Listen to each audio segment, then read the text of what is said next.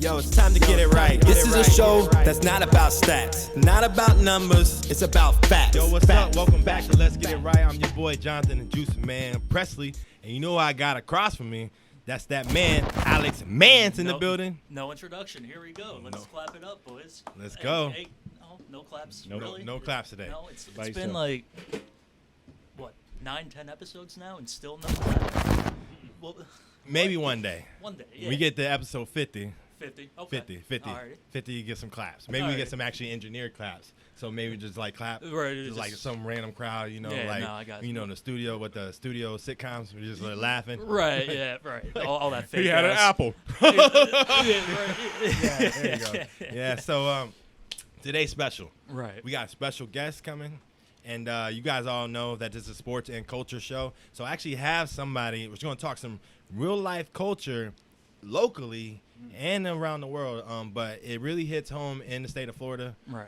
let alone Lee County, Fort Myers, Cape Coral, and that's coming on a little bit later. But this is a sports show. Right. No. Before we go there, I want to point out Go ahead. that this man told me to get all dressed up, all nice and shit. I was duped. Listen, This man swindled me here. Right. Got me looking goofy and shit. I was just not cool, man. He look good, though. Look at him. Look at Yeah. him. He got his hair all part. Look at him, all yeah. Max Kellerman and shit. yeah. Right. Well, I cheated on my barber today. There so you that's go. kinda Yeah, shitty, yeah. Look at right? you. But You got to look like you going to the club. I told him to get a dress shirt, but look at him. He look good. He got the got to open and stuff. Right, like, yeah, hey, man. Surprised he ain't got no Hey. chest hair popping out. You know. Yeah, no, they- Rico Suave, right? right now, this ain't the 70s. We ain't doing that. Yeah, but all right. So you ready? Let's talk I'm some ready. sports. Let's do it. Cowboys So- fucking suck. Yeah, let's Next. go right there. No, Next. let's go right at that. Next. All right. No, let's go. Cowboys do suck. They do suck. Our defense sucks. Right. But let me point this out. While we talk about how Then your offense is good because you're picking up all those shitty ass garbage yards when the game's already decided by 30+ points. ouch. It's gonna go there. You know what I'm saying? Like, Yeah. You know, I was actually going to say that seems like very familiar to last year. Is what we had a lot of. Right. They call it like empty yards, right? Empty stats, Right. I should say. But my problem is this. So during the game when the Browns beat us, and let's not act like the Browns are trash, okay? Right, no, The Browns got like Kareem Hunt. Like you lose Nick Chubb and your backup's Kareem Hunt. Right. You know what I mean? And you They- got, they have talent. They have You players. got Olivia Vernon and you got Myles Garrett. Right. Like, you know, and you Yeah. also got Denzel Ward. You know, that Stefanski guy, he just figured out how to use the Browns. Hey, we have fucking 2 of the best rushers in the NFL. We have weapons. We have an offensive line. Hey, Baker, just don't roll right and don't throw interceptions. Right, and put them on the field together. Right. How about that? Imagine putting Chubb and Hunt on the field together. Right, I mean, who would have thought? I mean, you have fucking OBJ dropping dimes from a fucking bucket there, like you know, it's Jamal Jarvis. Yeah, Yeah, two Jarvis. back 'em, two Yeah, back but 'em, see, right. you also, but you use the talent because Jarvis can throw. I mean, Right. that's like we've known that. And Yeah. then at LSU, like he used to throw the ball, like a little. He's not a quarterback, but he could throw the ball. They had like them trick plays at LSU. I remember watching it as an Alabama fan. You know, sports are easy, right? You want your best players on the field as long as you can. Yes. And the longer they're there, the higher chances of you. But winning. let's make no excuse, all right? Right. The Browns are good. Mhm. They have some good players, got a good coach, makes Right. some good team. But the Cowboys are trash. Like, we have 9 turnovers in the last 4 games. So while we can cry about our defense, like, Zeke, 3 fumbles, 3 touchdowns. Like, Right. but we talking about feed Zeke. I hear all the time, like, we can't win by throwing the ball. Like, we can't win by running it either because he turns it over. Right, you know, and I bet he feels stupid now getting that huge ass feed me tat right across, you know, his stomach there. You know, the Cowboys, they're, you know, No defense. No defense. You know, offense is a lot to be desired.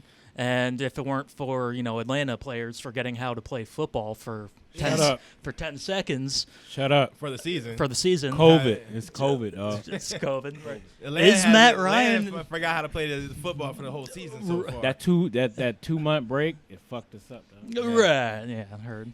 I'm gonna jump on that bandwagon and fucked up the Cowboys as well. see, my issue is this: like for Dallas, we have DeMarcus Lawrence. He gets paid $20 million a year. He has 0.5 sacks in the last 12 games. You know how many QB rushes he has this year? Take a guess. 3. 0. 0. That sucks to be a Cowboys fan. He gets paid $20 million. Everyone point and laugh at the Cowboys fan. Did the Bears win this weekend? No, that's right, they did. So anyway, so the Cowboys. So the only reason we're talking about the Cowboys is because Aaron Rodgers played last night, and he looked damn good without Devontae Adams, without Allen. Lazard. Yeah, Lizard. Lazarus. Right. Yeah. Something without like that guy, right? Right. So, but yeah, he gets some tight end out of nowhere. Now it's on a couple passes. They're talking about he's George Kittle. I'm just saying, like, he gets 3 touchdowns. Right. Now he's the next George Kittle. So that's a Rodgers effect. But the thing is, Cowboys have Mike McCarthy. Mike McCarthy, 1-3. Aaron Rodgers, 4-0. Right. Who's the problem? Mike McCarthy. Mike McCarthy? Mike McCarthy, because, at the end of the day, that's why, Bill O'Brien was fired. At the end of the day, the coach has to go out and coach. He has to develop the players. What about Mike Nolan, though? Because if you look at Mike McCarthy's offensive guy, and offense is what you say, garbage yards, but hey, we average in the most yards, the most point, like we scoring. Then they are garbage yards. But we still scoring, though. Right. So, I mean, are they? We just started off. I mean, we're up 14. Like, you look at the bonehead plays and how that happened, how we lost the game. You had Dak got a strip sack by our right tackle who shouldn't, like, I don't know why he's in the game. Going against Myles Garrett, that's on Dak. But is that on Mike McCarthy, though? Well, no. And then you got Zeke fumbling the ball. Next thing you know, it's 28-14. Right. Is that on McCarthy, though? Like, yeah, no. McCarthy's on them play callers. Like, he has some questionable call. Like, he's right. very No, aggressive. I mean, when your passing attack doesn't work, right, you got, football is easy. You run the football, right? You can't run the football when you have Butterfingers back there, right? You can't do it. So then when you fumble the ball, when you get down, 2 possessions. Butterfingers. So disrespectful. When you get down to, possessions there, then, oh, shit, we got to catch up. We start throwing the ball. We need all the clock we can get. And then, then Dak's Dak. He's going to get yards. He's going to get points. But at that point, it's too late. Right. Right. So. Exactly. And, like, honestly, I just want to say this because, I like Dak, but there's a drive that he threw 3 passes that looked like it was interception. They dropped it. Interception, they dropped it. The interception, they dropped it. Then he throws a pass in the double coverage to Amari Cooper where he's like, I'm not running to that. I'm going to get killed. And he throws it, and it gets picked, and everybody's like, why didn't he finish his route? There's, like, about 5 passes versus the Browns that should have been intercepted. I watched some of that game there, and it kind of looked like the players gave up. Like you said, sloppy route running. Yes. Hell, I'm not taking a fucking, grown-ass man to the ribs for this shitty-ass throw. Hell no. Like, you about to get slammed. And why? Hell no. And what I seen that interview, Amari said, that's on him. But he says it slick. He's like, that's on him, but, I didn't think the ball was going to get thrown. Like, you know what I mean? Right, but, no, like, he ain't there. That's my quarterback. Yeah, That's my quarterback. He ain't doing that. So is there trouble brewing in Dallas right now? There is. You know why? Yeah. Because we have Jerry Jones and Stephen Jones came out and said that we're not talking about firing coaches yet because Mike Nolan, you're talking about Mike McCarthy, I think the wrong Mike should be fired. like he's never been a good defensive coordinator. Right. You know what I'm saying? I was looking at the stats. Like, the last teams he was D coordinator for was like 2014, right? There was like 27th. Then there's like 27, 26, and then last. Right. Now all of a sudden we expect Not good. Not at all. Not when you lose 2 starting linebackers, you lose your starting defensive tackle, Jared McCoy. You lose LVE, later Van Der Esch, and you lose Sean Lee. You lose all these players on defense. Now you're scrambling, and your best player is Aldon Smith, who ain't played in 5 years. Your best player is in the secondary is a rookie. Lawrence got paid because the coaches said, hey, just go get the fucking quarterback, right? Mike Nolan now, he's now just trying to force people, hey, no matter what, stick to your assignment, stick to your guy. Oh, so you think it's scheme. A scheme, right. Same thing with Jalen Smith because they have him ranked, like, for a guy that's supposed to be one of the best linebackers. Right, no, he was projected top 5 overall as a linebacker, which, now Khalil Mack. Right. What's he, like 46 or like 70? Yeah, man, he dropped. Linebacker. Right. Not like player, linebacker is bad. So, they're, you guys need to figure it out and figure it out quickly. Yeah. We got the Giants next, which is always fun. Right. Jason Garrett, Giants. Will Jason Garrett get his revenge? Will he just fucking embarrass you guys? I'm going to say this. We're going to close like this. If the Giants beat the Cowboys, tank for Lawrence. I'm just playing. Right. All right, so listen. So we got to keep sports a little bit, keep it moving because I got special guests coming. I cannot wait for her to come on. Right. So we're gonna go Kind of a big deal.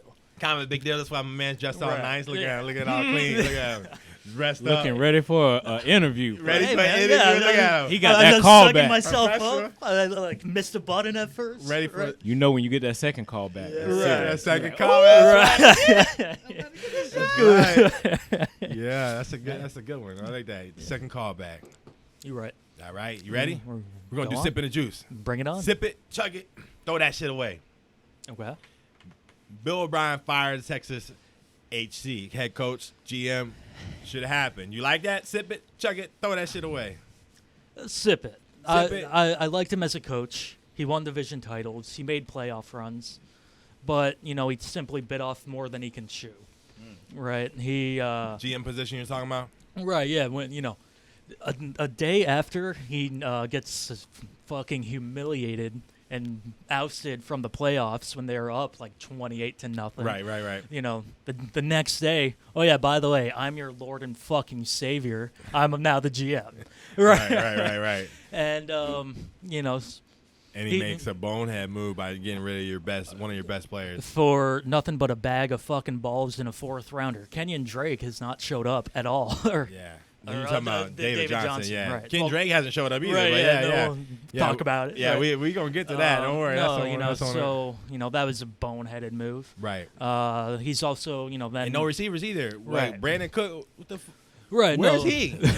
Like Will Fuller, if he can stay healthy, that's the problem. He can't stay healthy, but Right. he can't be a one. He can maybe, but he can't be No, the only one. He's just the over the top dude. Right, Yeah, right. he He's like he a- was eating when what's his nuts was eating. Yeah, Hopkins was eating. was eating, yeah. Right. Hopkins is taking everything 15 in. Right. Right. Then Fuller's taking anything 25 out.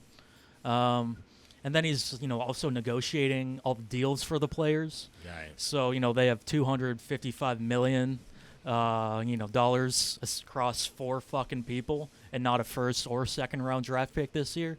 That's not a good look. So you sipping it, Sipping it, yeah. Sipping gets it. another job. Yeah. Yeah. It's not going to be. He's not going to come in as Right. Not Lord head- and Savior. Yeah, not right. head coach, but like a coordinator. Right. Yeah. Maybe. Right. All right. Next one. Miami Dolphins. Is it time for them to move on from Ryan Fitzpatrick to Tua Tagovailoa? Sip it, chug it, throw that shit away. Throw that shit away. No. Right now, you got to. The Dolphins here, they have a stretch in the schedule where they play the Jets, bye week, Jets, Bengals. Right. That's a stretch. That's the stretch. It's like 11, 12, 13, somewhere in there. And then after that, then you play the Patriots, the Bills, right? So if I were the Dolphins, I'm taking Tua, and I'm looking at that Jets bye week stretch, right? Use the next weeks until then to get him ready for that. Hey, Tua, we're gonna throw you in there, right? Learn as much as you can. We're gonna see how you do against really shitty defenses, Right. Right. Then if you're holding up, we'll think about keeping you, right? Put you in there versus the big boys. Right. Yeah, Then if we're not convinced, if we think you need more time, we're going to send out Fitzmagic again, and See then what happens. See what happens. I am not gonna say I'm not gonna say I don't like that take. Right. Not bad. I like it. Yeah, no, I'm not solid jumping in. take. Yeah, all right. Solid so, take. Atlanta Falcons. Is it time Can for we can got we get a garbage. pass? Nah, Garbage. Can we get a listen. pass? The garbage. All right, sip it, chug it, throw it away. Atlanta Falcons. Should they fire Dan Quinn? They should. So you chugging it? Chugging that. Get rid of Dan Quinn. He's a defensive guy, and the whole time he's been there, he's had no defense. None. You're wasting good old Julio Jones' talent over there. And Calvin Ridley. And Calvin Ridley. At And this Matt point. Ryan's not MVP Matt no Not more. anymore. But he's get you to playoff, Matt. Maybe. Well, no. No. Not a I Matt. don't get how you got Deion Jones, you got Dante Fowler, Grady Jarrett. Grady Jarrett, and like you can't do anything. Just want to tell us about that, No, or nah? he No, don't, he don't. All he right. locked in So right now. He said, "I'm gonna chug that." All right, here's one for you. Browns 3-1, Steelers 3-1, Ravens 3-1. Browns make the playoffs. Sip it, chug it, throw that shit away. Three teams from one division is going to make it. That's a tough division. And the AFC And the North, AFC that's it. Right, that's it. Yeah. So them three. Them three. So you chugging it. Chugging Make it. the playoffs. Chugging it. Okay. So who else? AFC. So the 7 teams make the playoffs now. So Right. you got KC 1. Let's say Baltimore. Mhm. Right. Who else? Let's run down. Let's just say the 3 you got. Right, Steelers. Cleveland. Cleveland. And then Buffalo. Buffalo. Tennessee. Tennessee. And I'm blanking. I guess you're right though. I mean, as we go through it. Yeah. I mean, maybe Oakland sneaks in there. Maybe. Possibly. No? We got- No, probably Who Patriots. do you think? Oh yeah, Patriots. yeah. Sleeping on that. Right, Yeah, we get into that one. I got one on that too. Matter of fact, let's go into that real quick. So Browns made playoffs. So you chugging that? All right. Chugging that. All right. So, okay, let's do it like this. Let's do Arizona first. Arizona Cardinals are overrated. Sipping it, chugging it, or throwing it away. See, sipping it. Sipping it? I'm a believer in Cliff Kingsbury. Ooh. I like Kyler Murray. You know, they have an offense. Kyler right now is going through his sophomore slump, right? You know, he was playing MVP like caliber those first 2 games, and it's like, oh shit, like we know he's a guy, but is he a guy? Is he the guy? Right. Right. But he just came crashing back down to earth here these past couple of weeks. You think you said you're a believer in Cliff Kingsbury. Do you think it's Kyler Murray, or you think teams are starting to see the film and they're starting to pick up on the patterns and so forth? I'm not sure if I'm a believer in him. I'm a Right. believer in Kyler Murray's talent. You can't, it's no denying it, right? But like all of a sudden, Kenyon Drake's irrelevant. Like this went against the Carolina Panthers, which is the worst rush defense, and they couldn't get anything.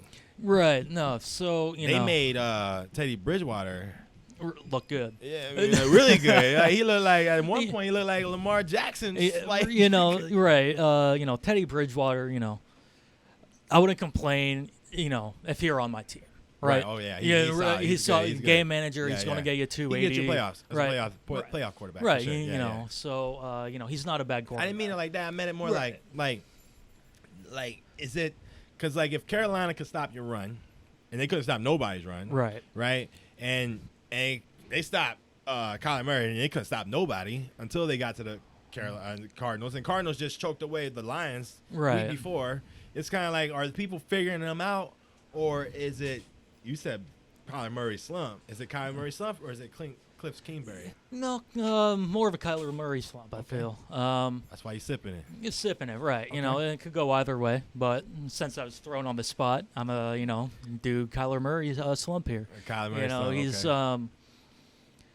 when you have these quarterbacks, Michael Vick, Lamar Jackson, Kyler Murray, right, as two-dimensional as it makes your offense, Right. it almost makes it one-dimensional because now the defense is just always going to have a spy on you. Right. And, when you have athletic linebackers, like, half the league has, an elite athletic linebacker right now. You just throw that dude on, as a spy, and then, that cuts it out. Sure. Kyler Murray's used to, zigging and zagging. We're gonna disagree on this one. I think they're filling out. Not only that, but you got to think Matt Rule, Baylor, Big defensive guy. but he's a Baylor. No, he's Baylor. Right. And Cliff Kingsbury came from Texas Tech, which means that Texas Tech played against Baylor, They- Big they- 12. So they- he kinda they knew like- each other, Yeah, right. he Yeah, knows yeah. he's familiar with him. You know what I Right. mean? So I just think No, 'cause I didn't even think about it was that. a different. It was a different type of whooping than like Lions came back. You know what I Right. mean? Like this was like they controlled the game, from Right. start to finish.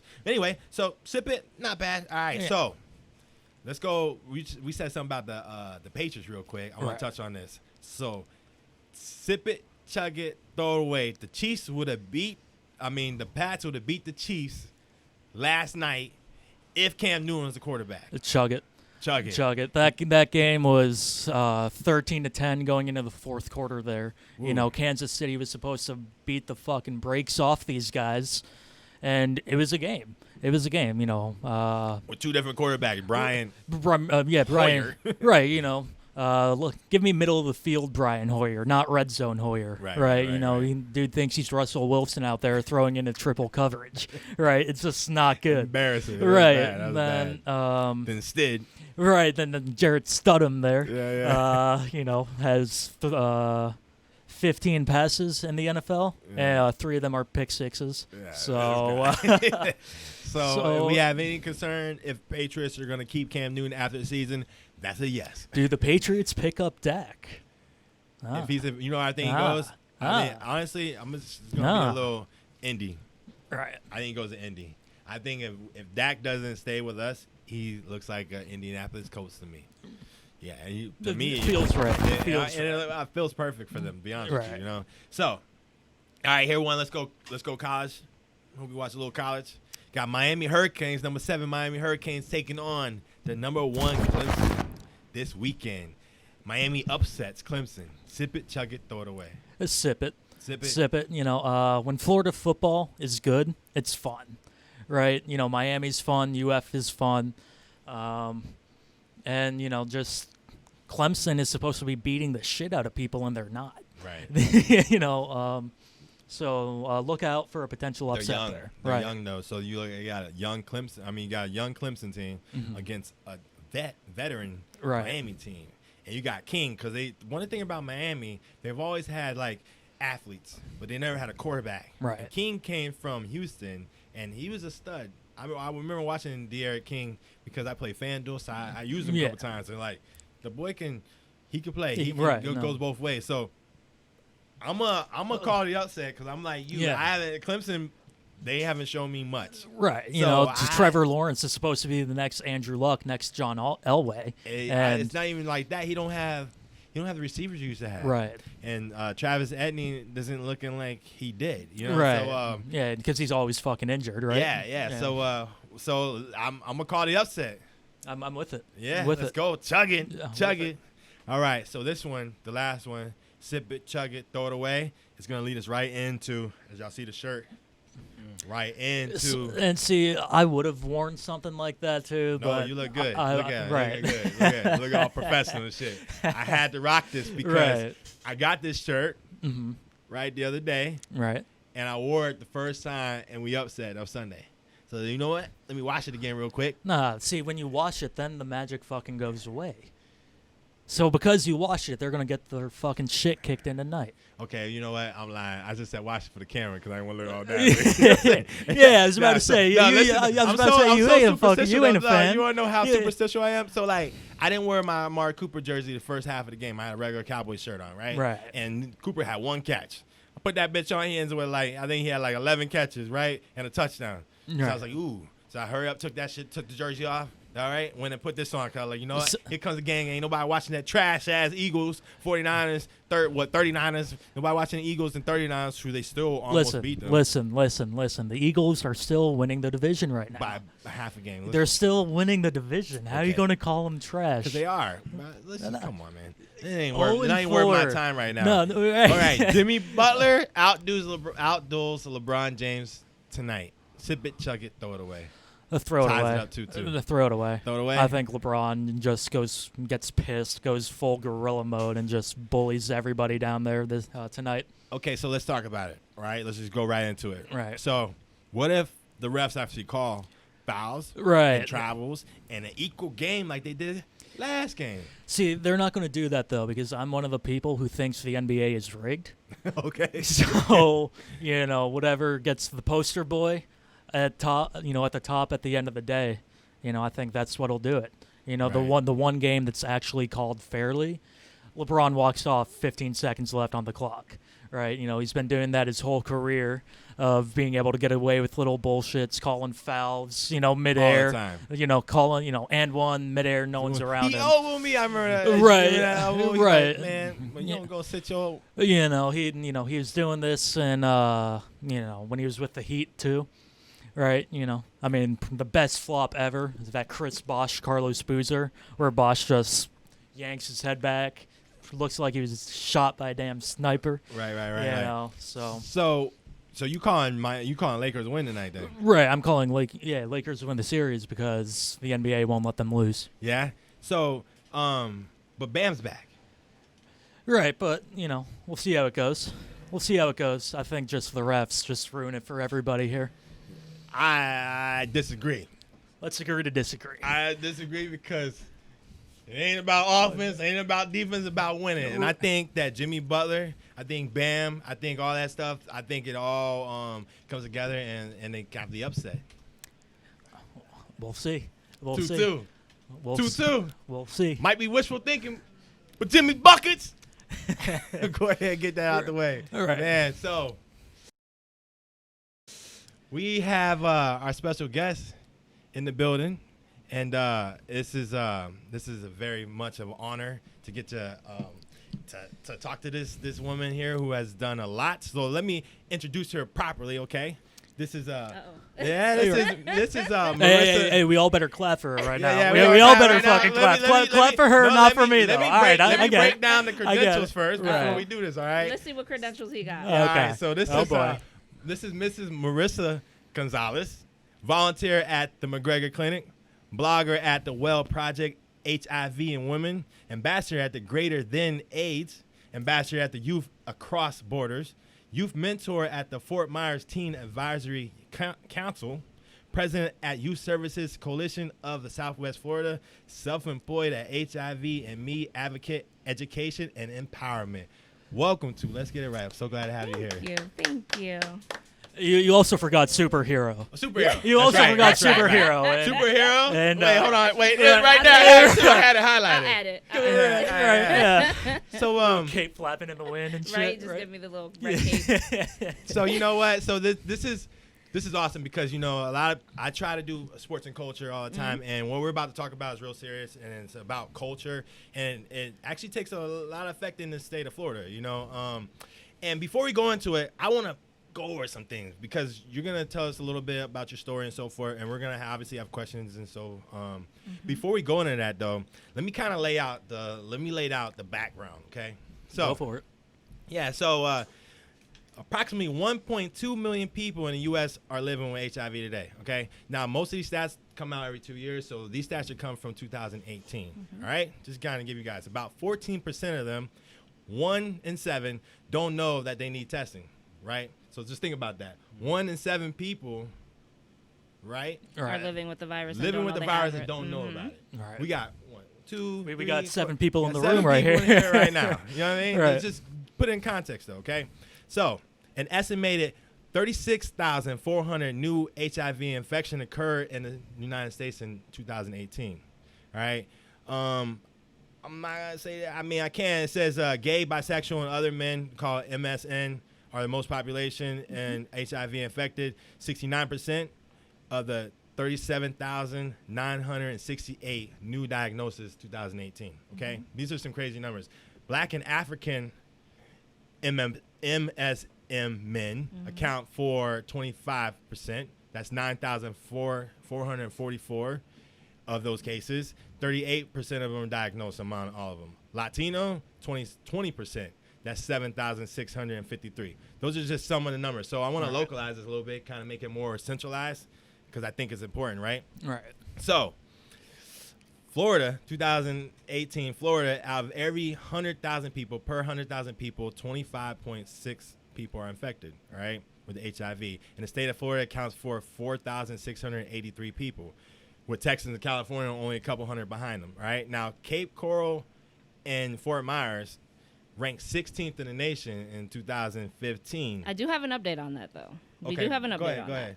So, first of all, just because I'm all about language and destigmatizing language, go for it. so we don't say infection. We Okay. say contracted or people living with the virus, Gotcha. right? Okay. Because infection, Noted. Obviously, you think an infection, you think This is green, something gooey, bad, nasty. right. Contraction, Exactly. contraction or living with the Contracted, virus. correct. Gotcha. Contracted the virus or living with the virus, right? Okay. So our numbers as of what we know late 2019 for the Cape Coral Fort Myers area, we were at 16th in the nation for newly diagnosed cases, but we've since bumped down to 25 in the nation. So what does that attest to? We can say that that's due to the local work with people being Right. tested, or we can also attest that to other locations getting Going worse. up, right. Correct, exactly. So it's kind of a twofold. So this is 2018. This one right here. It says Miami is number 1 because it talks about Florida being high, right? Oh, yeah. So Miami's number 1, Orlando's number 6, Jacksonville's number 9, and St. Pete and Tampa is 15. Yep, you got 5 in the nation in Florida right here. Top think 5 about in that. Florida. That's wild. And that's why, and that's why I'm so grateful that you came on the show. But before we really get into it, right? So 1.2 million people between the ages of 13 and up are living with HIV 2018. right? And this is all from the CDC. And they said about 76% have received some HIV care, 58% have retained care, and 65% were virally suppressed or undetectable. All right. Do we know what virally suppressed and undetectable No, means? but that's I wanted Okay. to bring that, I wanted to bring all that in there, so like So we can dive into so it. you can Yeah, dive into it. for I just sure. want to lay it out. Yeah. You know what I'm saying? So with that being said, the floor is yours. Yes. Yeah. Okay. So before I dive into that, what I also kind of want to highlight is on that number that you said, as far as like 13 to 24. Okay. So just to put a little bit more of a perspective on it, for age group 13 to 24, which is considered your youth and young adult, it's actually 1 in 4. Okay. So considering if we were between the ages of 13 to 24, it'd at least be one of us. Right. So when we talk about viral load and suppression and being undetectable, basically what that means is they are looking at the markers of how much of the virus is in your body and how much of it can be detected by blood testing. And the higher that number is, that means the more susceptible you are to transferring the virus to another person. Okay. So when we talk about being undetectable, that means that there is so little amount of the virus in your body that it can't be detected by testing. Therefore, you cannot pass it to another person, Okay. whether that be through sexual. Right now, the studies are mostly based off of sexual transmission. They're still doing studies on intravenous drug use Right, and right. perinatal, which are the 3 Right. common ways that we know that you can transmit the virus. Okay. And then, You guys got a question, real quick? no, I'm following along. Follow along. I'm, All right. So I have a question, if I may. go for it. So we have 3 men in this room, so I'm always interested in knowing, have you been tested for HIV or any other STDs or STIs before? I was going to ask that question. You know what I'm saying? I was going to do it later, but go ahead. Go ahead. I have been. So let me. yeah, no. Okay. 2016. 2016. Okay. Right. You too? Same. No, 2016. this would have been 2018, 2019, somewhere in there. Oh, so Okay. it's good. Good job. Because Yeah. they said that people should, after the age of 13, you should at least be tested once, at least once. Right. Mhm. I think, and they talk about their lifestyle, depending on your lifestyle and so Correct. forth, you should, like, obviously act accordingly. You Mhm. know? Right. So, speaking of lifestyle, there's ways that people can get it without their lives, without being in certain type of lifestyle, whether it be like IV drug use, right? Correct. Or sleeping around unprotected, Right. right? Barrierless. Yeah. Mhm. So, with that being said, I know you told me your story. Mhm. You want to kind of tell us it, because I got some questions about how you were treated after, Mhm. during, and just so before we do that though, you mind? No, not at Alright, all. So No, not at why all. don't you go ahead and tell us, like, let's just talk about like when you found out, Mhm. right? And You want me to take you on that journey? yeah, take me on a journey, like when you found out, how you felt when you found out, and then on top of that, like your family, your friends, you know, so forth. And we might jump in and during your little thing, you know, Feel question. free to interrupt me anytime you Alright. need to. Sound good? Sound do good? it. Let's All do right. Let's do it. Okay. So when I was diagnosed, I was 26 years old. Okay. I was in what I call a one-sided monogamous relationship. Oh. Does anybody need clarification on that statement? I think I get an idea. Yeah, you good. He said, "Can you break that down, All bro? right, yeah. Big words are not. Tried to say Words it. are hard. Don't let the shirt fool you." Right, yeah. So in my head, it was a two-person Yeah. relationship. One person was being faithful. Right. One was not. Right. I was the faithful person. We'll No, just say heard that. So I was in what I knew was a pretty toxic relationship, but for a different number of reasons, I chose to stay in the relationship.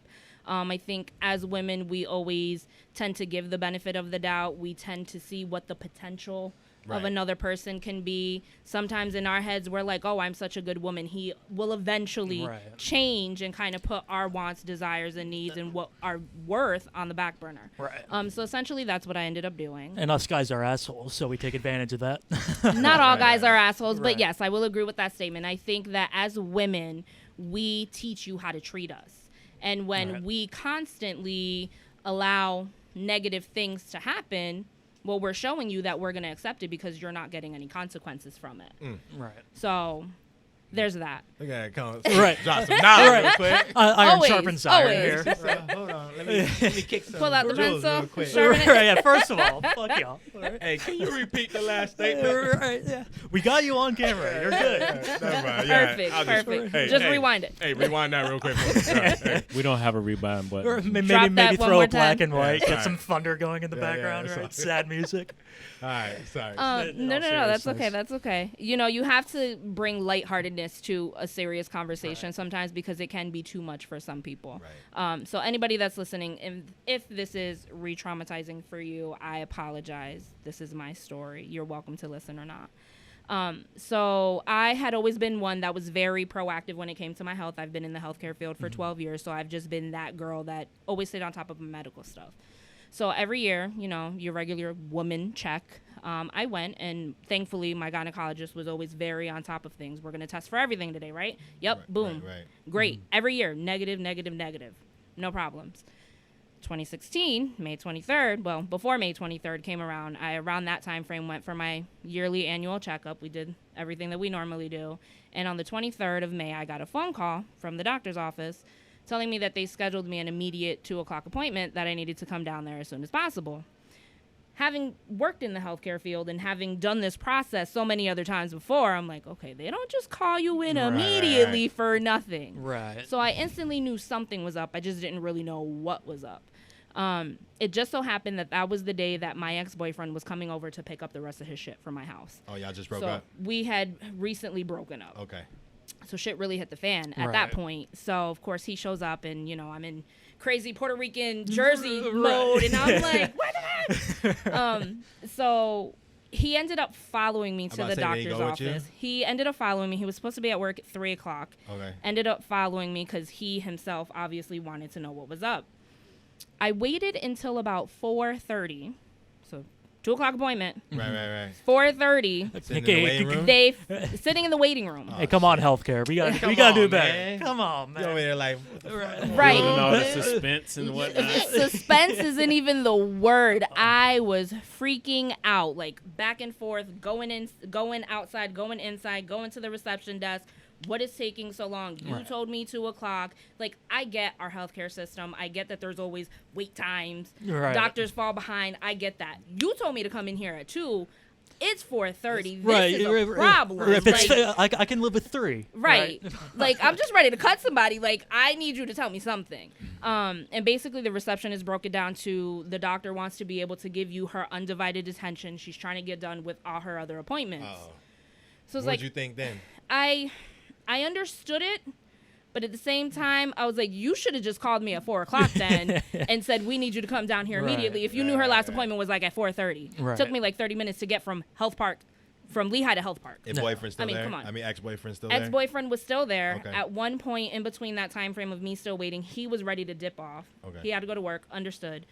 And at the same time, I was always used to him not really being supportive and present and stuff No, like that. sure. So I was like, listen, you want to leave, whatever. I don't care. He ended up staying. I finally get called back into the doctor's office. And mind you, this has been my gynecologist for years. So, like, we were an open book together. Right. So she comes in the room. I'm sitting down, and she already looks like she's in tears. And I'm like, oh, fuck. I'm like, this is not going to be good. She's like, Marissa, I really just don't know how to say this to you, but I have to say it. Yeah. She's like, your test results came back. You are HIV positive. Ooh. And I just broke down crying like a big old baby. And I was like, he needs to fucking come in here right now. I can curse, right? Yeah. Okay. I was like, wait, I dropped it a couple times, okay? Right. And she just looked so confused. And she's like, what are you talking about? I was like, he's outside in his car. He needs to come in here right now. All right. So she walks out. A nurse goes to get him. He walks in the room, and he sits down. And I'm still just sitting on top of this little exam table, just crying Broken. like a freaking Yeah. baby, just bawling. And he's just looking at me, and I said nothing, absolutely nothing. So the doctor comes back in, and when it comes to HIV, do you guys know what like HIPAA laws are? Yes. Right. Yeah. Okay. So HIV is considered super confidential. So Right. HIPAA is regular confidential. HIV is super confidential. Like if you knew somebody's status and you didn't get their permission to tell them, Right. they could sue you Oh. for telling their information without their permission. Right. So she walked into the room. She's like, "You're giving me permission to talk about what I just informed you of." And I said, "Yes." She told him that I had came back as HIV positive, and his face just kind of went blank. Right. Let me ask you this. I have a couple questions. Yeah. So you said about the HIPAA law. Like, if I know I have, say, somebody knows they have HIV and they don't tell somebody and have unprotected sex, is that also a law? So there is a law. So every state has a different law. So whatever state you're listening from, I definitely recommend you to know your laws. Always be informed on the laws in your area to be mindful and protect yourself. In the state of Florida, we have what's called a disclosure law. Okay. So as an HIV positive person, you are legally binded by law that you have to disclose your HIV status to any sexual partners. Oh. So I don't have to tell you, Right. but if I'm going to be sexual with someone, I have to tell them before we engage in sex. Doesn't matter if I planned on using a condom. Doesn't matter if I'm undetectable, and science has proven that I can't transmit the virus being undetectable. Right. The laws don't matter. They don't identify the U=U movement. Doesn't matter. I have to tell you I am HIV positive if I'm going to have sex with you. Okay. Before we move on, because I have some more questions about like the reaction and so forth, but you just said that U=U. Can you talk about what that? I know you said it a little bit earlier, but can you actually talk about what U=U means? Yes. So U=U is undetectable equals untransmittable. So again, undetectable is when there's so little of the amount of the virus in your body that it can't be detected. Therefore, science has proven that you cannot transmit that virus. So undetectable, untransmittable. So there's not enough virus for me to pass it to you.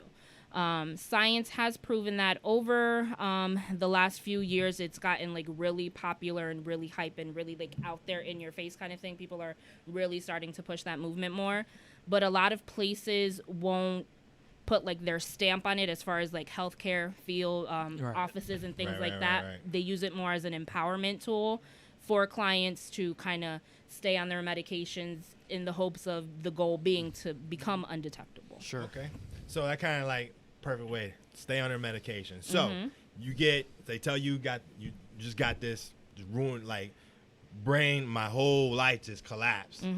Right? You're sitting there, and so walk us through the process. So you get these news. How'd you feel? Like, I mean, obviously you're broken down, right? So once you regroup, ex-boyfriend, like, yo, you guys still talk? I mean, he went through the same thing. Do you feel any type of thing? You just like, fuck this nigga. Excuse my language. I should not say that. I should have said the N-word. You always say I've said it at one point. Black come out juice sometimes. Listen, but does it get to a point where you're like, you know what? Fuck him. Like, he ruined my life, right? Without my permission. You know. Twice. You know what I'm saying? But like, did it get like, okay? Do you still talk to him to this day? To this day, I do not speak to him. In the beginning, it was a very much, I hate you, you ruined my life type of situation. I think like 2 days after my diagnosis, attempted suicide, was Baker acted for 3 days, We about to go into all that shit, yeah, okay. all that stuff. Yeah. But it was a point in my life for me where I didn't know anybody else who was HIV positive. And in the area that we live, Southwest Florida, it is such a taboo. People don't talk about it. So in my head, literally, I'm the only person that has HIV that I know of. Right. Obviously, now today I know that anybody could be living with it and they just don't talk about it because of all the stigma. But in the beginning, it was like, I don't know anybody. So that toxicity continued and we clutched to each other and we became each other's support. Right. Okay. And in my head, I was like, okay, this is definitely going to make him change. Ladies and gentlemen, I'm here to tell you I was wrong.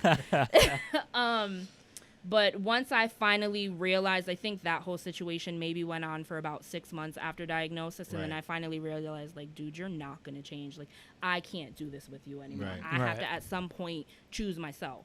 So we stopped talking for quite a while.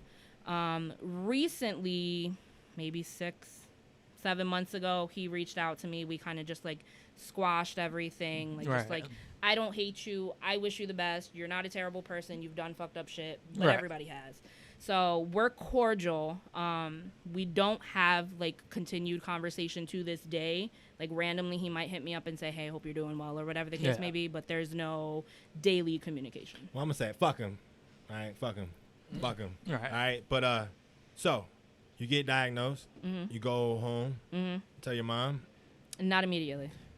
Walk us through, like, I know you just said you kind of alluded to it, how you went through a depression period, committed suicide, tried to commit suicide. So obviously, I mean, I can only imagine, you know, I can't even imagine what went through your mind. Can you kind of like take us back then, like how you felt, how people treated you? Like, I mean, because you talked about the stigma, and I said the language, which is incorrect language, you know, is talk about the stigma and like how people treated you, how your family treated you, and the process. And when you decided to come out, you said you tried to commit suicide. What, 2 days after? Like 2-3 days after. Yeah. So Yeah. then when did you tell your parents after the fact? After that happened? So initially, I left my house, or I left the doctor's office, and went immediately to my best friend's house. And I just broke down crying there, told her the situation. She actually has a family member who is living with HIV, so she, and I didn't even know that. And we've been best friends for, I can't even tell you how many years. I didn't know that. So she was just kind of, you know, allowing me to grieve, going through the emotions, and, you know, just talking to me about, like, listen, I do have a family member that actually has this. You're going to be okay. Like, you'll be fine. I'm like, okay. So I ended up hours later going home and kind of just, like, isolating myself to my room. I ended up telling another friend about it, and she was adamant on, you need to tell your mom. And I was like, I'm not telling my mom. She was like, you need to tell your mom. I was like, I'm not telling my mom. And she's like, you need to tell your mom. I will do it with you. And I'm like, fuck. I'm like, maybe she's right. And mind you, setting the context, I'm the only girl of 4 boys, and I'm the youngest. Oh. Had to tell mom. Yeah. Had to tell mom. So we ended up going back to my house. She goes and knocks on the door, tells my mom to come outside. My mom broke down crying the same way I did, as if it was her news. Right. Because, again, my mom is from the era where early 80s, Death sentence. You were dying, it was a death sentence. You weren't going to get better type situation. So that actually kind of brings me up to like a question I got. That Philadelphia movie with Tom Hanks, like was that like how like it went down? Like how accurate is that? Like for me personally, or just like back in the 80s? Back in the 80s. So back in the 80s, it was very true. Like that type of situation, very true. Like the stigma's bad now, like the but it was Right. hardcore back then. The medications were not as advanced as they are now. Yeah. Makes In the sense. beginning, they had like what they call AZT medications, and they were saying that was actually killing some people quicker than the virus because the medication was so harsh. Right. And when we think about it, it is a very strong virus. It's a very smart virus in the way that it manipulates and stuff like that, and it tricks your immune system cells to work against you and to work for the virus. So it's a very smart virus. So the AZT medications were very, very toxic. Medications today are still heavy, but they've obviously come a long way. Yeah. Right. But it's funny you mentioned that movie because my mom actually told me, I want you to watch that movie. And my best friend's like, don't watch that movie. Because it wasn't a true depiction of where we were 2016 when I was diagnosed. It was very true for back then, but it wasn't for the times that we're in now. So mom ends up coming outside. I tell her that situation. My mom's like, we got to tell the family. I'm like, all right, hold on. Slowly you have to go through so many layers. Pump the brakes I know we're Hispanic. You know, Spanish family, like. I know we're Hispanic. I know we tell everybody everything. Right. No, was not ready for that. Like, to tell my dad, to tell my brother. Like, first of all, they don't even know about, like, a sexual history. Right. Like, let alone tell them I have They this gonna diagnosis. try to find the guy, right? Where he at? I have a brother in Jersey who was ready to him up. fly down. Where he I at? have Put him friends out. from Jersey that were ready to fly down. Like, Fuck that, mama. Fuck that, mama. Where he at? Yeah, we on the first plane coming here tomorrow, Man. right? It was pretty intense. So mom was very adamant on telling the family. I was not trying to go that route. So that was the night that I decided to pop some pills. Ooh. That's drink like some too much. It's alcohol. too much, right? It was just way too much. And I hadn't even been to the point where I had accepted it and processed Right. it. Right, Because right, literally, it was like a time frame of days. Right. It wasn't weeks that went by. It wasn't months. It was literally Like within a week. diagnosis. Tell my best friend. Tell the other friend. The friend's like, you got to tell mom. Mom's like, snowball you got to gets tell rolling, everybody right. else. It's like And it's it was only just, it was like Thursday. dominoes. It's only Right. Thursday. Right. So I was not ready for that at all. So just the thought of having to tell other people is what drove me to Right. wanting to commit suicide and just end it all. But in the same context, in my head, this wasn't the life I chose for myself. Like, what the fuck did I do to get here? What the fuck Right. did I do to deserve this? And obviously now I've learned that there was, a bigger purpose behind everything. Right. But at that point in time, I was like, nah, Right. way too much. Didn't ask for this. I'm too good of a person. Like I'm out. Like I'm out. I I'm did ready to nothing check wrong. out. Like I'm right? out. Yeah. Right, Yeah. right. You took all my dreams from me, everything I want to do. That's the stigma that you carry with you. Let me Right. ask you this. You said obviously you found out there's a bigger purpose, right? Mm-hmm. When? So you went through the suicidal stage, Mm-hmm. right? And then what's the stage after suicidal?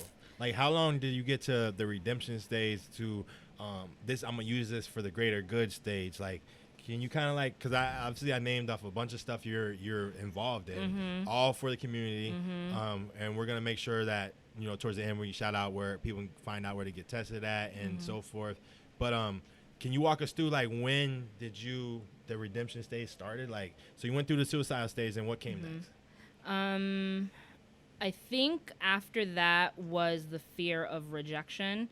I'm a hopeless romantic. Love the idea of love. I've got a heart tattooed. If people are right, looking, right. like I love the idea of love. So for me, after that phase, I think was the who the hell is gonna love me Right. type situation. So that's when I kind of started like the attempting to put myself back out there. Dating. Did your friends treat you different? They didn't, thankfully. Nobody really did. My brother unintentionally was like, I'm not drinking after you. Right. Obviously, because it wasn't. And in Hispanic communities, just to kind of pre-surface, Hispanic communities, minority communities, these are not conversations we talk about. Right. These are not things we educate our family about, our children about. And it is a topic that should be had because it can affect anyone. Doesn't matter your age, doesn't matter your race, doesn't matter your financial wealth, doesn't matter. It can Right. affect anyone if you're engaging in the types of behaviors that can lead you down that path. And I'm sure we'll talk about behaviors No, later. exactly.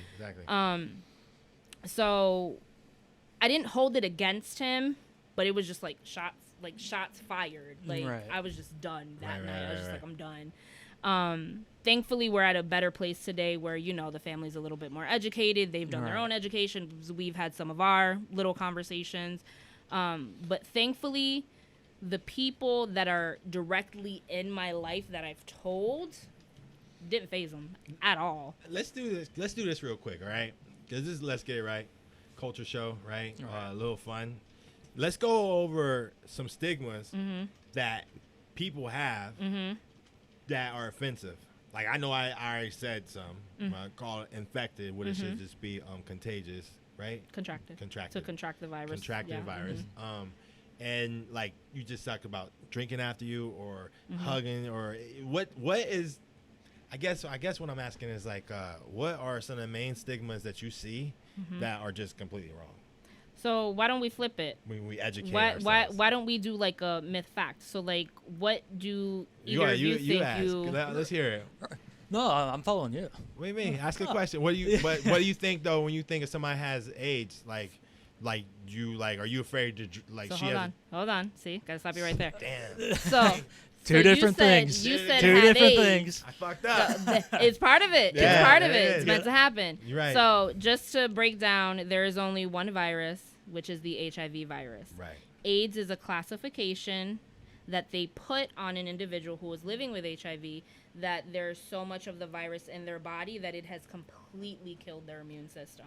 So Oh. AIDS basically just means you have a weakened immune, like your immune Right. system is just shot. And you're about to die. That's like the You end of could, it. you Oh, could. There's So you Well, can. but live. you're you just can come back. yeah, you can just get Okay. you can go back on your sicknesses. medications. You'll keep the AIDS title on like your chart and stuff, so doctors know at some point your immune system was that compromised, if other type of infections present themselves that are not common in Right. an individual who's got a healthy immune system. Okay. So AIDS is just a classification to say to a medical professional generally that at some point this person had a weakened immune system because they are HIV positive.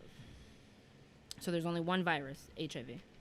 See, I put my foot in my mouth. Oh, yeah, no, that was good. It was part of it. I No, mean, it worked. It worked. That was good. I'm sure. So, Pete- It was a so good foot what's in your what's all the prep commercials that be hitting YouTubes? Where's that? So PrEP is pre-exposure prophylaxis. So think of birth control. What do we know birth control to do? A woman takes a pill a day generally to prevent them babies. pregnancy, right? I don't want right. to get pregnant. I'm going to take birth control. Right.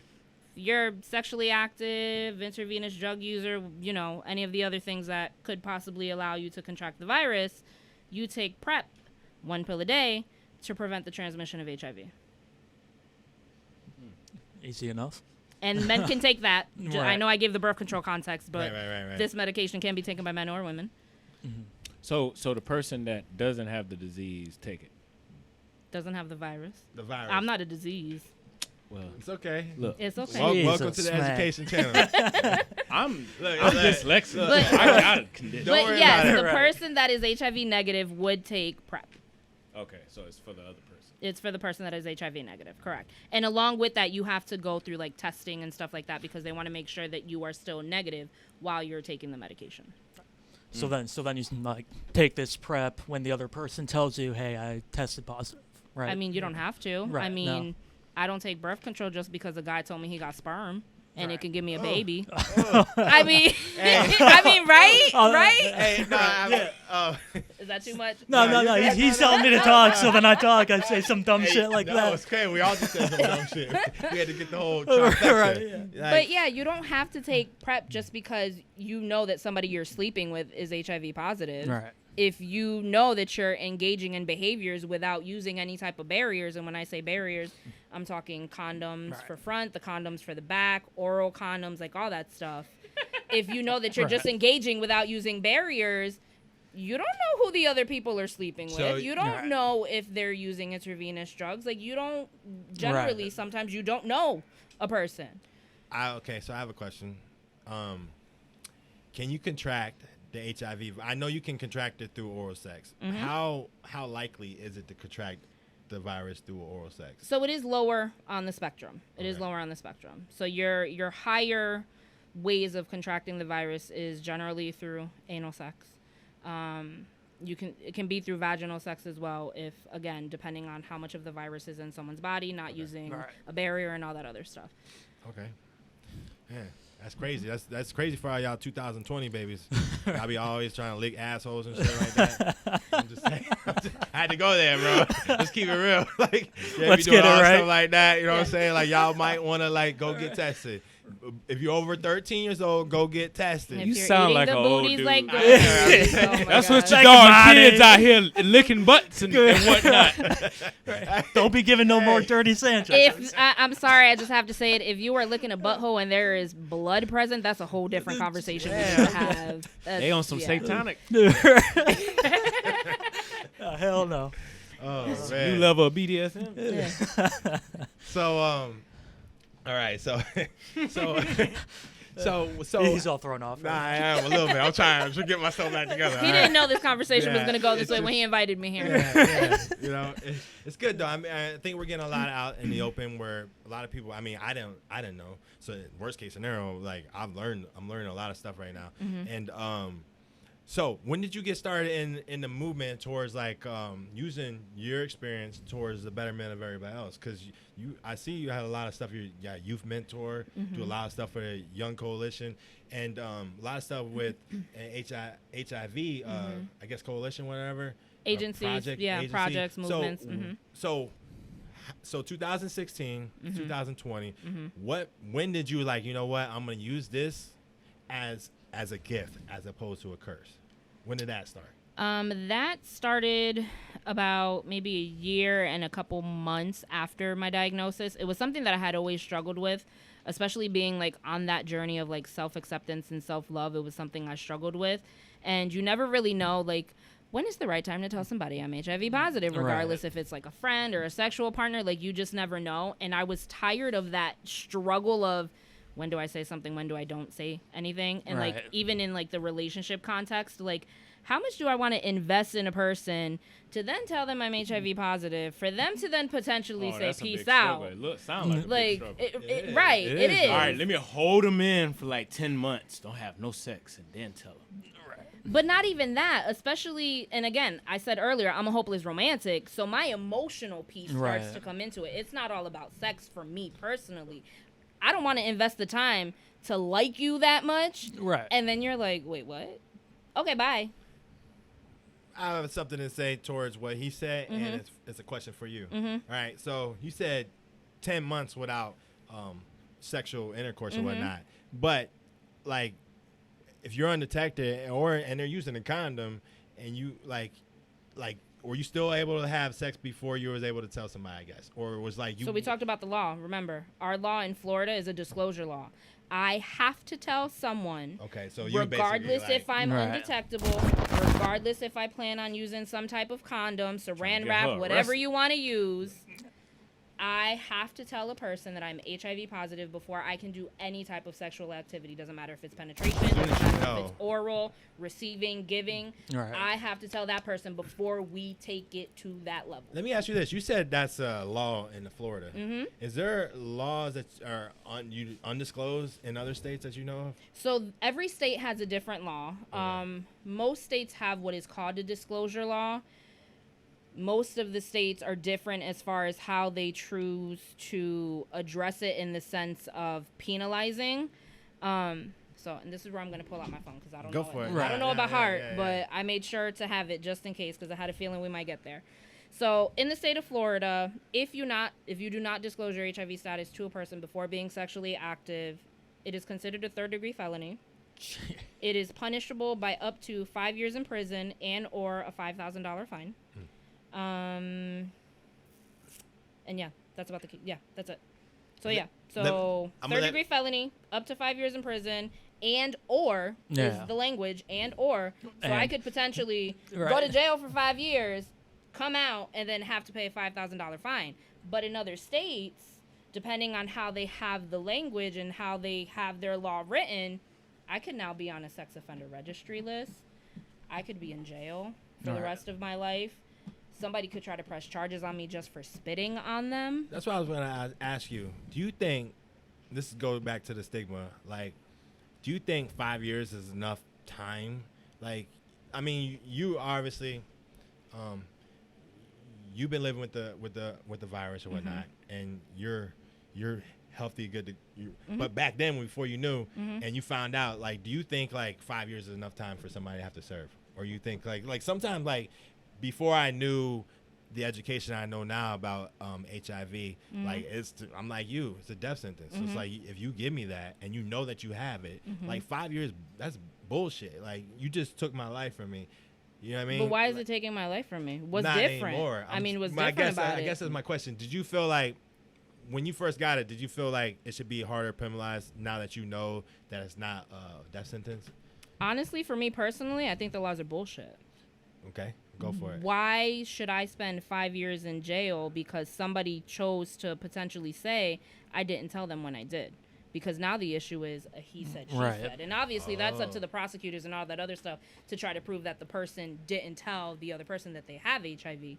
But why should I be subjected, as someone who's living with HIV, be subjected to these laws when herpes is incurable and they don't have any laws that say that they have to tell people? And this isn't to bash anybody else with any other STDs or STIs. This is to show the distinct difference for people that are living with HIV and the shit that we have to go through. I got you. Yeah, she's basically saying, like, you can take medicine for them too, and so forth. And I got you. That's part of the stigma, though. I wanted to put out there. And it is part of the stigma, absolutely. And it's a piece of the stigma that causes people to not get tested because, oh, well, if I don't know I have it, but I give it to somebody, they can't try to press charges on me because I didn't know I had it.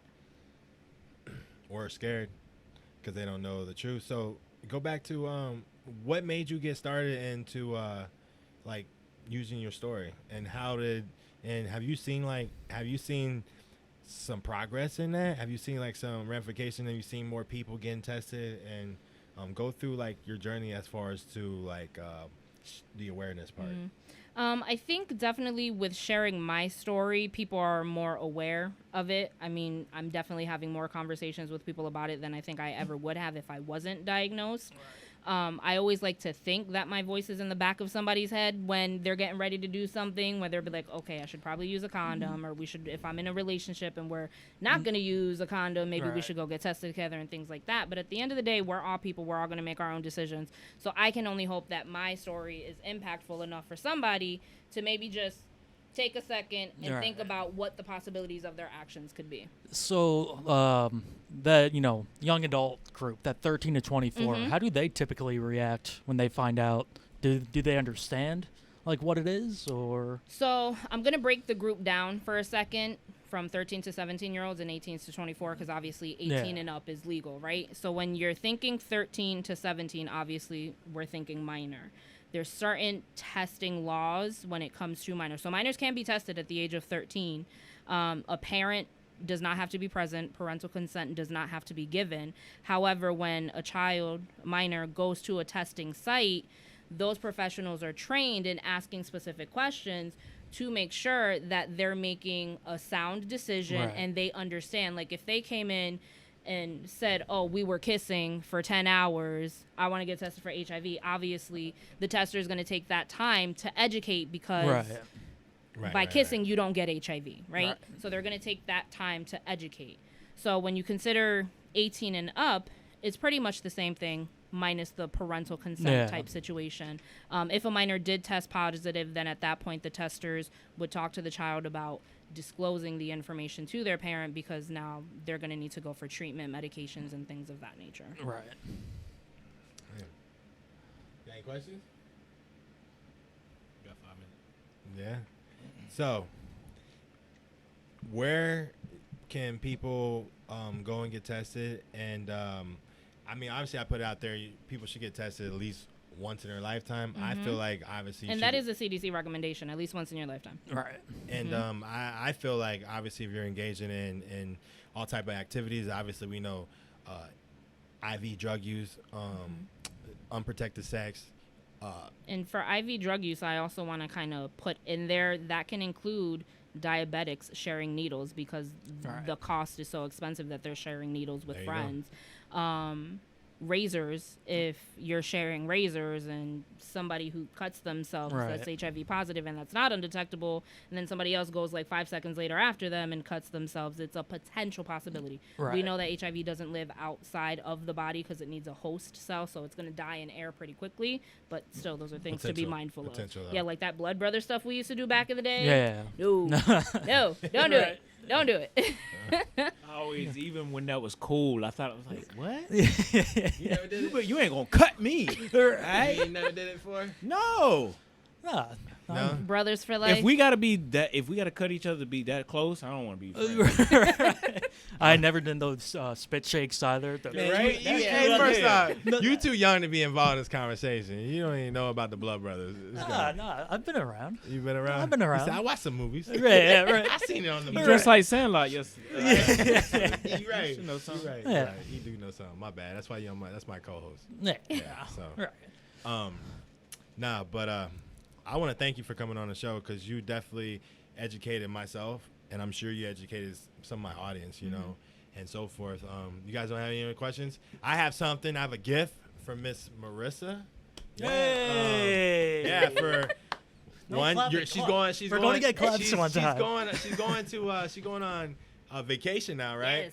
Yeah, it's Officially 5 p.m. on vacation. Yeah, tomorrow, DC. Yes. Won't you get a coffee Aww. on us? You know what I'm saying? Yeah, thank you I for coming love on the show. coffee. Thanks.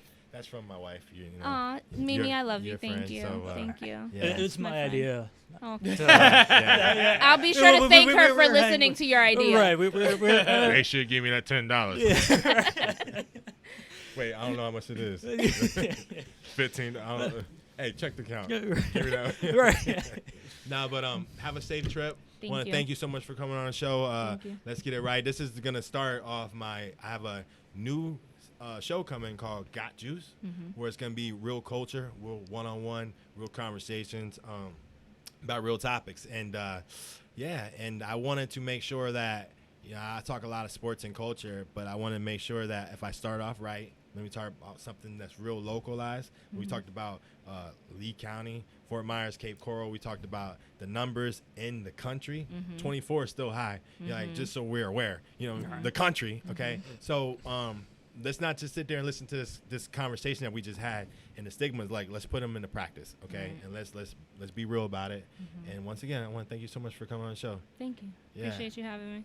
Yeah. That's right. Anyway, so we out, baby. Let's get it right. Peace and love. Like, comment, share, all that good stuff. EX3 Network, baby. All day, every day.